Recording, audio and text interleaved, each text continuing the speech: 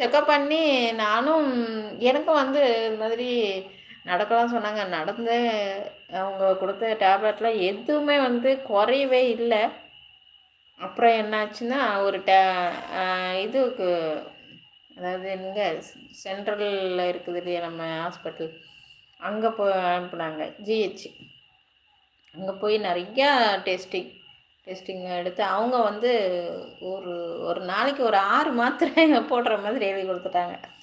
அத கொண்டு வந்து என்ன பண்ணேன்னா, நான் பார்த்துட்டு இருந்த லேடிகிட்ட காமிச்சேன். அவங்க வந்து என்ன பண்ணாங்கன்னா, இந்த மொத்த மாத்திரையும் ஒரே மாத்திரையா வந்து இருக்குது. நான் அப்படி எழுதி குடுக்குறேன்.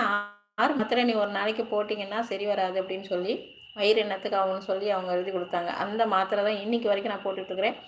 எந்த ஹாஸ்பிட்டலுமே வந்து அந்த மாத்திரைய எனக்கு வந்து மாத்தல. ஏன்னா, அந்த மாத்திரை போட்டோம்னா, பிபி கண்ட்ரோலுக்கும் வரும். பிபி கம்மியானாலும் லெவல் கொண்டு வரும் அப்படிங்கிற மாதிரி சொன்னாங்க. ஸோ அந்த மாத்திரை வந்து இன்னைக்கு வரைக்கும் நான் வந்து எந்த ஹாஸ்பிட்டல்ல கொண்டு போய் காமிச்சாலும் எனக்கு வந்து அந்த மாத்திரையே போடுங்கன்னு சொல்றாங்களே தவிர, அந்த மாத்திரை வந்து